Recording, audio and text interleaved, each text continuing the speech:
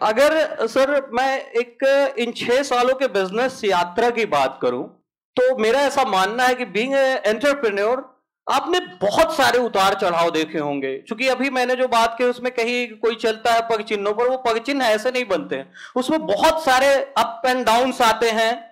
अगर आप याद करिए तो ऐसी कौन सी दो मुख्य घटना होगी, एक जब आपको यह लगा कि यार ये सबसे बड़ा सेटबैक है, और एक जब आपको लगा कि ये मील का पत्थर आपके लिए साबित हुआ कि इसने आपकी पूरी जर्नी को और पूरे सिस्टम को चेंज करके रखा, उसके बारे में आपकी क्या राय होगी? जब से हमने बिजनेस स्टार्ट किया है जी, तब से कोई ना कोई मुसीबतें आती ही रहती है, वो बिल्कुल। पीछा हमारा नहीं छोड़ती। क्या बात है, बिल्कुल। जैसे कि नोटबंदी हुआ जी, जीएसटी आया जी, उसके बाद में ये कोविड आया, जी। तो 1.5 साल से तो यही चल रहा है। जी, तो इसके ऊपर ध्यान न देके जी, हमारा बिजनेस कैसे डेवलप हुए, जी, हमारा जो मकसद है वो कैसे फुलफिल हुए, जी, वो साइड पे हमने ध्यान दिया है। जी, तो ये बहुत सारी जो प्रॉब्लम आई है जी, उससे कुछ ज्यादा फर्क नहीं पड़ा है। जी, और डे वन से एक प्रॉब्लम ये रही है जी, कि मेन कोई भी बिजनेस चालू करता है तो मेन तो उसमें फाइनेंस की रिक्वायरमेंट रहती है बिल्कुल ज्यादातर। सही, बिल्कुल सही सर। शुरुआत में ज्यादा रहती है, बाद में एक बार स्टेबल हो जाते तो इतनी जरूरत नहीं रहती, राइट, क्योंकि साइकिल एक बार घूम जाता है तो कोई प्रॉब्लम नहीं होता। लेकिन शुरुआत में ये सब सारी प्रॉब्लम रहता है। बिल्कुल। तो जब से हमने बिजनेस स्टार्ट किया, मैंने तो जीरो से स्टार्ट किया था। जी, मशीन वगैरह लेने के लिए तो बैंक ने पैसा दिया था, जी, लेकिन बिजनेस चलाने के लिए पैसे नहीं थे। जी, तो हमने जैसे वैसे करके मार्केट में प्रोडक्ट लॉन्च की हमने। जी, ये प्रोडक्ट लॉन्च करने के बाद 6-8 महीने 1 साल के बाद भी हम स्टेबल नहीं हो रहे थे, जी, क्योंकि फाइनेंस की बहुत कमी हो रही थी। जी, खास करके कि मार्केट में नई प्रोडक्ट रहती है जी, तो व्यापारी के पास से भी टाइम पे पैसा नहीं आता है। बिल्कुल। हम कलेक्शन की बात करते हैं तो प्रोडक्ट रिटर्न भेजते हैं। जी, ज्यादातर हर एक बिजनेस में ऐसा होता है जब नया चालू होता है जी, तो मेन फाइनेंस को लेके बहुत प्रॉब्लम थी। कहते हैं ना कि हर एक चीज मार्केट ही अपने को सिखाती है। बिल्कुल, बिल्कुल। तो वैसे ही मेरे साथ हुआ था जी, कि मेरे को मालूम था कि भाई ब्रांड मेरे को बिल्टअप करने की है, जी, तो मेरे को कुछ ना कुछ तो करना ही पड़ेगा, करना उसके ही लिए। पड़ेगा। लेकिन फाइनेंस बेसिक चीज है। बिल्कुल। और दूसरी ये चीज भी मेरे को मालूम था कि जब तक हम एडवांस मार्केट में से नहीं लेंगे तब तक हमारा ब्रांड बिल्टअप नहीं होने वाला, नहीं होने वाला, क्योंकि प्रोडक्ट एक कचरा हो जाती है। बिल्कुल, बिल्कुल। क्योंकि प्रोडक्ट सेल नहीं होती, जब कलेक्शन की बात आती है तब बहुत सारा प्रॉब्लम क्रिएट होता है। जी, तो जैसे मैंने बताया कि मार्केट ही अपने को सिखाता है, जी, मेरे को मालूम था कि भाई एडवांस में काम करना चाहिए, तब जाके ये साइकिल घूमने वाली है। क्योंकि हम सप्लायर को भी टाइम पे पैसा नहीं दे सकते थे, तो सप्लायर भी टाइम पे माल नहीं देते थे। बिल्कुल।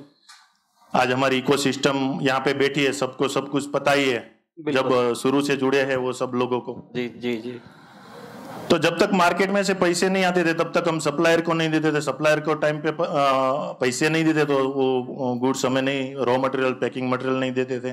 जी, क्योंकि वो भी देखता है ना कि नया नया बिजनेस चालू हुआ है, कितने टाइम टिकेगा देखते हैं, क्योंकि मार्केट की सिचुएशन है। तो बिल्कुल, बिल्कुल। कि भाई कोई भी बिजनेस को आज स्टेबल करने का है, टिकाने का है, तो लगभग 999 दिन उसको पेशेंस रख के उसको टिकाना पड़ता है। सही।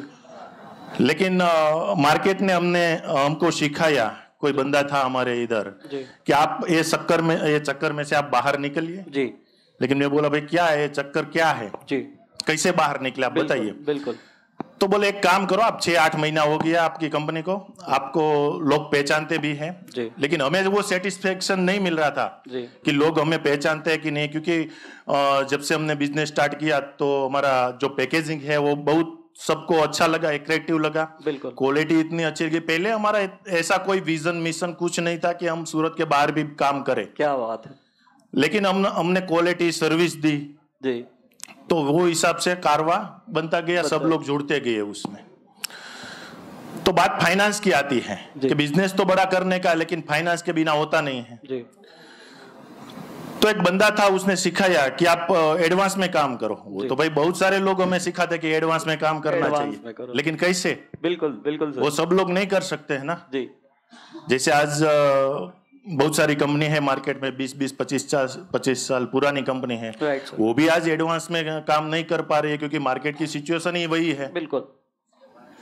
तो हम कैसे करें? हम तो 6 साल पुराने थे खाली। जी सर। तो हमने सोचा कि नहीं, इसकी बातों में कुछ दम तो है। हमने कहीं ट्रेनिंग में या पढ़ाई में कहीं सुना था कि ऐसा करते हैं तो हम बिजनेस में बहुत आगे जाते हैं, लेकिन वो चीज कैसे इम्प्लीमेंट किया जाए वो पता नहीं था। बिल्कुल। लेकिन वो चीज मार्केट ने हमें सिखाई कि ऐसा ऐसा कुछ आप करो। तो हमने उसके ऊपर ट्रस्ट किया। उसने बोला कि नहीं, आपको एडवांस में ही काम करना चाहिए। मैं बोला भाई, हम 10-12 लोग 15 लोग की जो तनख्वाह देने की है वो कहां से आएगी? हमने कंटिन्यू 2-3 महीने तक प्लांट बंद रखा, खाली इसके लिए कि प्रोडक्ट नहीं देने का मार्केट में। अगर पैसा कोई नहीं देता तो नहीं देने का माल, हमने वो तय कर लिया था जी।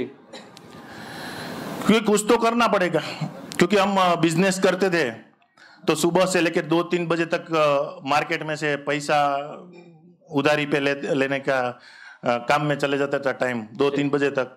अगर कुछ हमारे पास टाइम बचता था तो हम बिजनेस बाद में करते थे, दोपहर के बाद। सुबह से लेकर 3-4 बजे तक तो इसमें ही टाइम चला जाता था, कलेक्शन वगैरह। ये अगर कलेक्शन नहीं आया तो भाईबंद दोस्तार कोई ऐसा मंडल है उसमें से कैसे एडजस्टमेंट किया जाए, मैनेज कैसे, ये सारी चीजें हमारे साथ हुई है। क्या बात है, क्या बात है। तो हमने एक पैशन रखा कि नहीं, कुछ तो करना पड़ेगा अगर बिजनेस को आगे ले जाने का है, क्योंकि 6 महीना 8 महीना ऑलरेडी हो गया था जी। तो हमने देखा क्या कर सकते हैं। तो उसने बोला कि मेरे पे ट्रस्ट कीजिए आप, अगर आपको आपके ऊपर ट्रस्ट नहीं तो मेरे के ऊपर ट्रस्ट कीजिए। तो हमने ट्रस्ट किया वो बंदे के ऊपर। उसने 1-2 ऐसे समय हमको ढूंढ के दिया कि ये लोग आपके साथ काम करेंगे। हम मीटिंग करते हैं तो बोलते नहीं भाई, आपकी तो प्रोडक्ट नहीं है, ऐसा है वैसा है, आप मार्केट में नहीं, आपकी कोई मार्केट में पहचान नहीं है, आपको कैसे हम पैसा एडवांस में दे दे, और मान लो कि आपने माल नहीं दिया कल तो। True right sir. बहुत सारी चीजें होती है ना, क्योंकि मार्केट की सिचुएशन हम देखते हैं आजकल। बिल्कुल वो भी गलत नहीं थे, एकदम सही। लेकिन हमने धीरे धीरे वो इम्प्लीमेंट किया जी। वो स्टॉकिस्ट ने बोला कि 15 दिन के बाद मैं पेमेंट दूं, तो आपको 1.5-2 महीने के बाद पेमेंट आता है। तो बंदे ने बोला कि नहीं जी, हम ऐसे काम नहीं करेंगे, अगर हम पहले पैसा देंगे तो ही हम काम करेंगे। क्या बात है। मैं बोला अरे भाई, 2-2 महीने से लोगों को सैलरी नहीं दी है, आप क्या करने चले रहे हो? सही है। तो बोला नहीं, आप चुप रहिए, जैसे मैं बोलता हूँ वैसा कीजिए। तो हमने वो हिसाब से पेशेंट रखा। उसने बोला कि जैसे आपकी गाड़ी आएगी तुरंत हम आपको ट्रांसफर करेंगे। क्या बात है। फिर भी वो बंदे ने मना किया कि नहीं, जब तक मैं नहीं बोलूं तब तक आप मत देना। हाँ। तो एक्चुअल में वो बंदे ने, हमारा सेल्स का ही बंदा था, एक्चुअल में वो चीज उसने मेरे को करके दिखाई, और उस दिन से आज तक हमने उधारी में कोई काम नहीं किया है। क्या बात, सिंगल ट्रांजैक्शन। तालियां बज जाए, क्या बात है, बहुत अच्छा। तो हमें भरोसा हुआ कि नहीं, हम जो पॉलिसी बनाते हैं ना उसके ऊपर लोग भी काम करते हैं। बिल्कुल। तो एक सही चीज है।